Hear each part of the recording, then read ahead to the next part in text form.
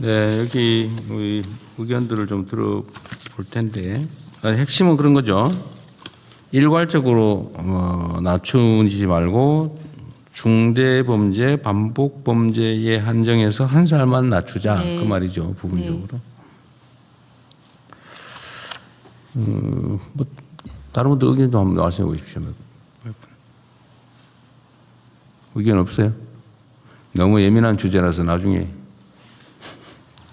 네, 그 토론 과정에서 교육부 같은 경우에는 좀 신중 검토, 신중한 아예 낮추지 말자. 네, 그것이 어느 정도의 교육적 효과가 있을까에 대해서 고민도 많이 했는데 긴 토론 과정을 성평등가족부와 같이 지켜보고 하면서 최종적으로 결론 내린 조건부의 하향하는 방침에 대해서 적극 공감하고요, 동의하고 그럼에도 촉법소년 연령 하향 여부와 별개로 교육부에서는 원래 우리의 정책 방향인 그 교육과 회복이라고 하는 방향을 유지하는 가운데 우리 학생들이 특히 범죄에 빠져들지 않게 위기 학생의 조기 발견을 적극적으로 실시한다든가 경찰이나 병원 등 전문기관과 연계를 강화해서 학생의 회복 탄력성을 강화할 수 있는 교육 체계를 더욱 강화하는 방향으로 협력하기로 했습니다. 그러니까 그건 뭐 부수적인 대책이고 핵심 쟁점은 촉법소년 나이를 하향하는 문제. 법무부에 저 하나 물어볼 게 있는데요. 예, 만약에 반복 범죄에 대해서 이제 나이를 낮추면 그러면 첫 번째 소위 초범 행위, 첫 촉법 행위에 대한 기록은 남아 있어서 확인이 가능한 겁니까? 이게 만약 그 심리하지 않는 걸로 결정돼 버리면 아예 3년이면 기록 자체가 없어집니다. 그렇죠. 기록 자체가 없어져 버리잖아요. 그런데 반복 범죄인 걸 어떻게 확인하지? 네. 뭐 그런 문제도 있고요. 일단 저희 법무부 의견을 좀 간단히 말씀드리면은 일단 두 가지 측면이 있는 것 같습니다. 일단 최근에 축법 소년들의 범죄가 증가되고 있고 그중에 이제 중대한 범죄가 증가됨에 있어서 이러한 범죄들이 형사처벌 대상에서 완전히 배제된다고 했을 때 국민적 불안감의 문제가 있고요. 또 마찬가지로 그 이면의 문제인데 또 촉법소년들이 요새 많은 정보를 갖고 있지 않습니까? 나도 뭐 촉법소년인데 나 처벌받지 않아. 이걸 악용하는 사례들 이런 것에 대한 국민적 감정이 있습니다. 두 번째로 법리적 측면에 있어서는 그 형사 미성년자 또는 촉법소년은 생물학적으로 일률적으로 책임 능력을 결정하고 있거든요. 그렇게 이렇게 예외적으로 이렇게 하는 경우는 오히려 그게 예외적인 겁니다. 그렇기 때문에 현재는 14세 미만으로 일률적으로 정해져 있는 그 책임 능력의 문제를 갖다가 범죄의 중대성이라든가 뭐 반복성 같은 것은 책임 능력과는 별개의 문제 아니겠습니까? 그리고 그 행위자의 속성과는 그 책임 능력은 행위자의 속성의 문제인데 범죄의 중대성이라든가 또는 뭐 이런 반복성 별개의 문제이기 때문에 이걸 해갖고서 부분적으로 또 예외적으로 몇 가지 범죄에 대해서만 하향한다는 것은 법리적인 문제가 좀 있다라는 그런 측면의 문제도 있습니다. 그리고 또 중대범죄를 갖다 어떻게 가르칠 건지 나눌 건지에 대한 쟁점도 남아 있습니다. 그래서 저희는 한 일괄적으로 해서 뭐 13세 미만으로 낮춘다고 한다고 하더라도 어쨌든 사안 하나하나에 따라서 개별적으로 판단해야 될 문제이기 때문에 그것이 남용돼 갖고 뭐 과도하게 처벌받는 소년들이 늘어날 것으로 보지는 않고 있습니다. 근데 이게 논쟁을 하자면 끝이 없는 의제여서 일단 팩트를 몇 가지 체크를 해봐야 될 것 같아요. 이제는 반복 범죄, 경미 범죄죠, 그러니까 중대 강력 중대 범죄를 왜 구분해놨나 모르겠는데 이건 좀 다른가요? 강력범, 중대범? 그러니까 이 부분에 대해서는 국회에서 범죄 형태가 예를 들어 뭐 살인, 강간 뭐 이런 유형, 그다음에 중대 범죄는 뭐 피해가 크다든지 뭐 이런 걸 말하는 뭐 예를 들면 폭행 사건인데 뭐 사람이 죽을 그러니까 뭐 중상의 결과가 나왔거나 어쨌든 뭐 중상의 결과가 생겼다든지 뭐 이런 중대 범죄는 그렇고, 하여튼 요거는 뭐 예를 들면 규칙이나 이런 걸 정하면 될 테니까. 그 문제는 아닐 것 같은데 문제는 반복 범죄를 판단하려면 그 종전 범죄 기록을 남겨야 되는데 이 촉법 제도의 취지가 기록 자체를 아예 없애버린다. 거잖아, 그죠? 예, 심리하지 않게 되면 3년 후면 아예 수사했다는 거, 3년 입건됐다는 기록 자체가 그럼 없는 3년 동안은 기록이 남아 있어요. 네네. 그럼 3년 내에 반복 범죄를 했을 경우라고 하면 그런 실무적인 문제는 없겠네요. 이제 그렇습니다. 네. 뭐 그 정도 타협은 할 수 있을 것 같고. 네. 어차피 지금 3년이면은 14살인데 11살부터 저지른 거라면 어차피 재배고 3년 지나면 어차피 14살 넘어서 통상 형사범이 되니까 네네. 그건 뭘 문제 없겠네요. 네네. 그러면 3년 이내에 뭐 반복 범죄라고 어쨌든 하면 그 문제는 해결이 되겠는데. 근데 강력범, 중대범을 어떻게 정할 거냐? 뭐 이거는 뭐 사회적 합의를 통해서든 어떻게 정하면 되긴 한데. 예, 그렇습니다. 문제는 일률적으로 낮출 거냐 말 거냐. 근데 낮춰야 된다는 거에 대해서는 별로 이견이 없는 것 같아요. 지금은 어떻습니까? 낮추면 안 된다. 현재 상태를 유지해야 된다. 그건 아닌 것 같죠. 예. 지금 자료를 보면 낮춰야 된다는 분들이 꽤 높은 비율로 나오고 있지 않습니까? 근데 그것은 낮추면 안 된다. 낮춰야 한다. 낮춰야 한다. 별로 그거는 뭐 이견은 없으신 그러면 네. 그 낮춘다. 이건 일단 정하고 두 번째로 일률적으로 낮출 거냐, 중대범죄는 낮출 거냐. 네. 일률적으로 낮춘다면 몇 살까지 낮출 거냐. 일률적으로 낮추는 거를 뭐 2살씩 하는 건 너무 과한 것 같긴 하네요. 지금 일단 만약에 논의한다면 1살 정도 일률적으로. 예, 그렇습니다. 예. 일률적으로 한다면 한 살. 근데 중대범죄에 대해서는 어떻게 할 거냐 그러면. 근데 요즘 실제로 저런 거 있지 않나요? 아니 뭐 물론 뭐 언론 보도라고 하는 게 약간 선정성이 있어서 극히 예외적인 경우가 주로 보도되긴 하지만 아까 본부장가 말씀하신 것처럼 나 처벌 안 받아라고 하면서 그 저지르는 장면도 있더라고요. 네. 그런 걸 보면 일정한 경우에는 1살만으로 부족하지 않나요? 예를 들면 12살인데 무슨 살해 행위나 중범죄를 알면서 저지를 수도 있잖아, 그죠? 그럴 경우가 있을 수 있지 네, 않습니까? 그렇습니다. 네. 네. 그 길을 이용할 수도 있겠고. 근데 지금 수기 과정에서 말씀 주신 것은 네. 중대 반복 그 강력 범죄에 대해서는 13세 그러니까 한 살. 13세라도 예, 그 범죄에 대해서 예, 그거는 일률적으로 낮추지 말고 그냥 얘기는 여기 어쨌든 성평등 가족부 의견은 일률적으로 낮추지 말고 특정 범죄에 대해서만 1살만 낮추자 그 말이잖아. 네. 부분적으로 1살. 그렇습니다. 그 말이잖아. 부분 한 살. 네, 부분적으로 네, 한 살만 낮추자. 근데 그거 너무 미약하지 않냐 그런 생각이 드는 거죠. 그리고 전 세계적으로 12세 하는 경우도 꽤 많지 않나요? 12세, 13세. 네. 어쨌든 이런 쟁점이 있어요. 일률적으로는 낮추지 말자가 결론인데 지금은 의견은 그런 거죠. 일률적으로 낮추지 말고 중대 강력 반복 범죄만 1살 낮추자. 부분적으로 1살. 예, 그렇습니다. 원래는 아예 안 낮추고 현상 유지하는 걸로 의견들이 많았다고 하던데 전문가들 의견은 네, 국민들께서 촉법소년 이하라고 하면 처분을 안 받는 것으로 어떤 처벌도 안 받는 것을 많이 오해하는데 사실상 소년원 2년간의 장기 소년 송치까지 가능한 꽤 중대한 처분이 뒤따른다는 것을 잘 모르셨던 것 같습니다. 2년 최대 2년 소년원 송치 2년. 네, 맞습니다. 그래서 직접 촉법소년을 담당했던 회사님 말씀으로는 오히려 14세, 15세 소년보다 촉법소년이 소년을 송치랑은 더 중대한 처분을 받을 수 있다. 그런 점들이 좀 국민들이 모르고 계시는 것 같다는 말씀도 주셨습니다.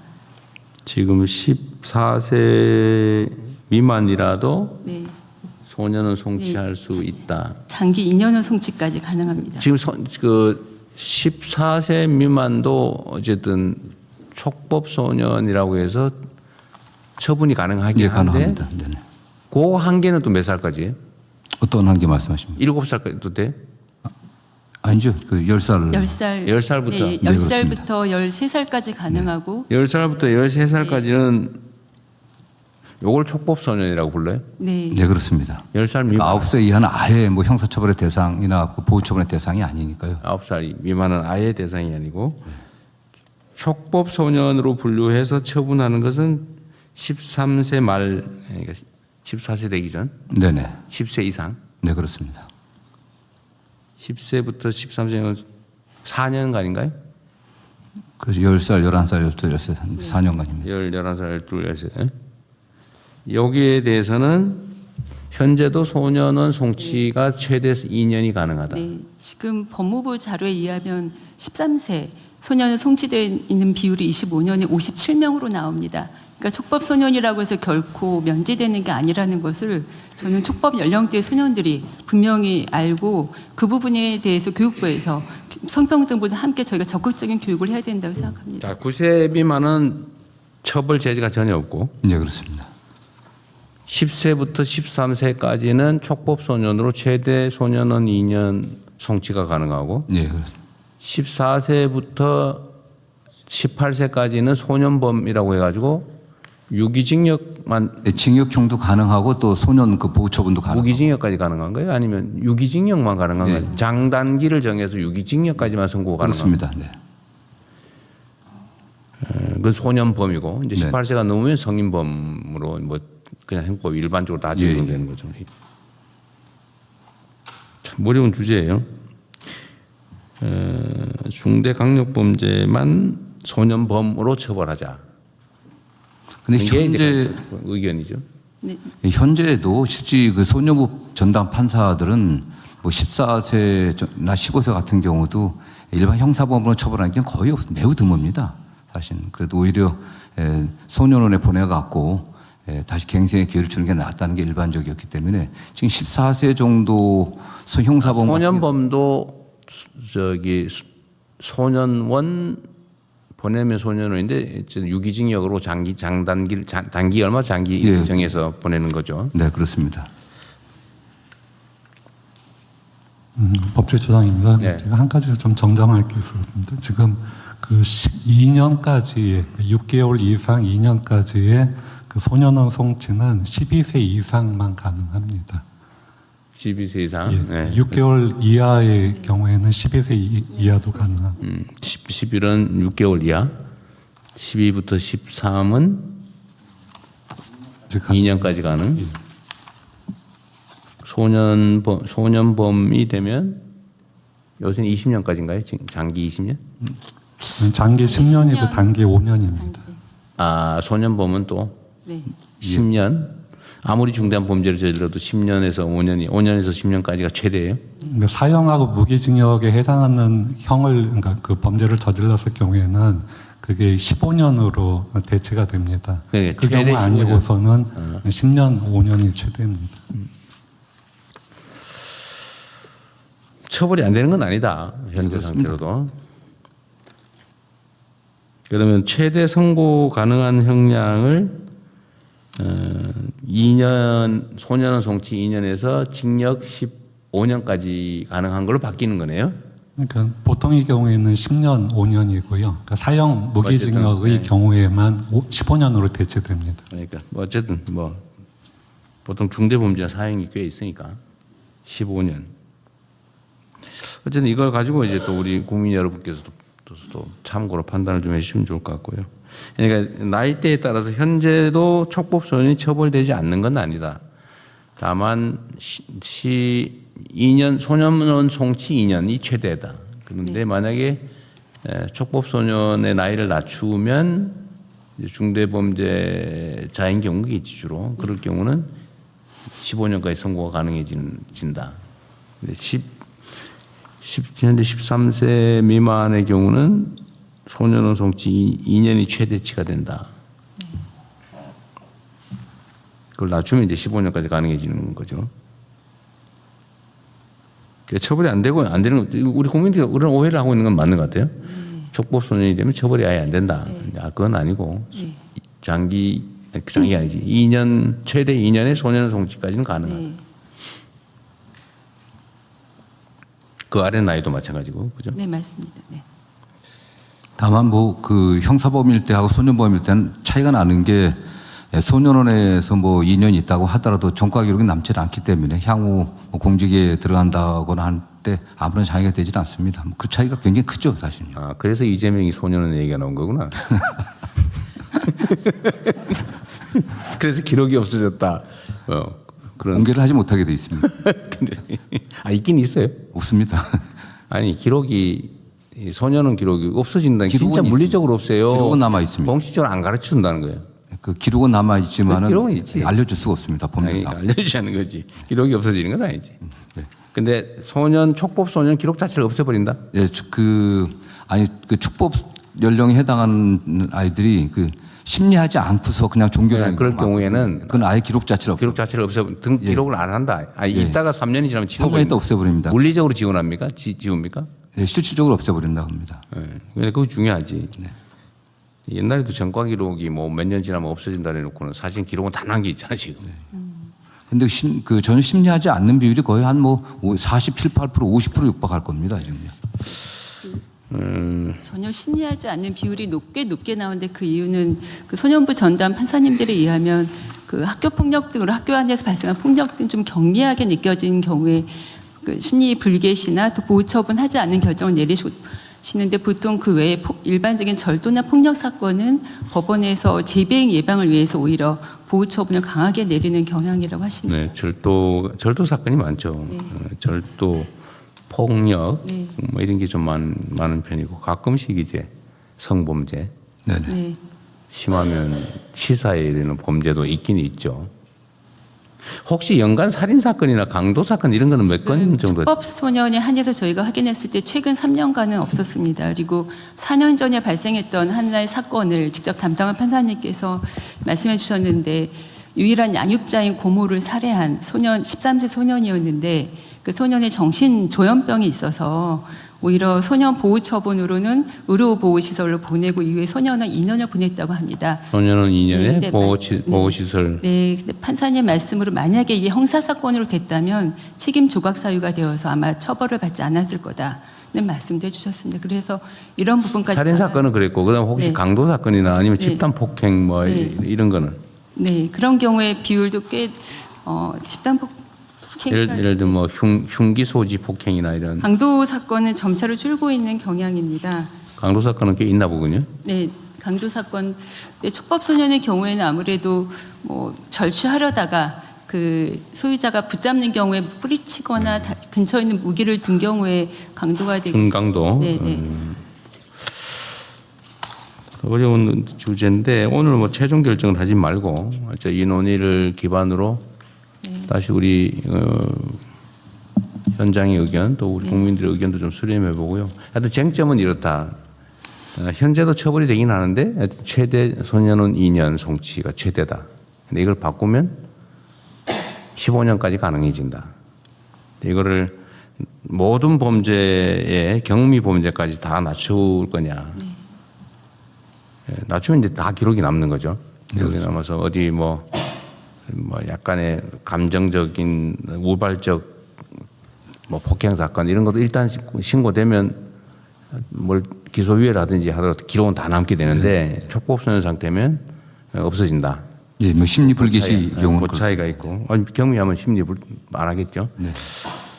그러면은 어쨌든 전체에 대해서 낮출 거냐, 낮춘다면 1년 할 거냐, 2년 할 거냐, 최대가 2년인 것 같고, 또 중대 범죄와 반복 범죄, 강력 범죄, 요런 경우만 1살 또는 2살 낮출 거냐, 요거 남는 건데 낮추긴 낮춰야 될 것 같고요. 네네. 부분적으로 낮출 거냐, 전면적으로 낮출 거냐, 모두 범죄 낮출 거냐, 1년 낮출 거냐, 2년 낮출 거냐. 요 범위 내에서 다음에 한번 또 토론을 한번 해보고 그 사이에 네. 우리 국민 의견도 한번 수렴을 또 한번 해보시죠. 네. 다양한 방식으로 뭐 여론 조사를 해보든지 아니면 이 얘기를 좀 알게 된 사람들의 의견이 중요하니까요. 뭐 모르고 아예 처벌이 안 된다 이런 생각하는 분들이 있어서 네. 그런 분들은 처벌해야지 네. 이런 생각이 많거든요. 네. 근데 그게 아니고 처벌되는데 더 강화하는 거다. 네. 그런 전제에서 다시 한번 또 의견을 한번 들어보겠습니다. 매우 중요한 예민한 현안이어서요. 오늘은 여기까지 하시죠. 이건. 네, 말씀 주신 것처럼 사실 저희가 드라마를 통해서 보면서 이게 굉장히 굉장히 많은 사건이라는 생각을 할 때가 있고 또 좀 아예 처벌을 받지 않는다고 좀 오해하고 있거나 이런 부분들이 있는 것 같습니다. 국민들께서도. 그래서 이번 참에 좀 말씀하신 부분들을 잘 정리를 하고 그리고 이 사건들의 내용을 봐도 아주 좀 강도나 강간 이런 사건들의 숫자는 굉장히 적은 숫자이고 물론 좀 가벼운 그런 아까 말씀하신 그런 부분들의 숫자들이 좀 높은 편이라 물론 이것도 굉장히 좀 조정해가야 될 범죄들이긴 하지만 그래서 그런 부분들을 잘 알려서 다시 한번 토론 거치고 그리고 정리해 보도록 하겠습니다. 네, 그럼 다음 안건으로 넘어가겠습니다. 다음은 붙여보고 있겠습니다. 먼저 부동산 정책 관련해서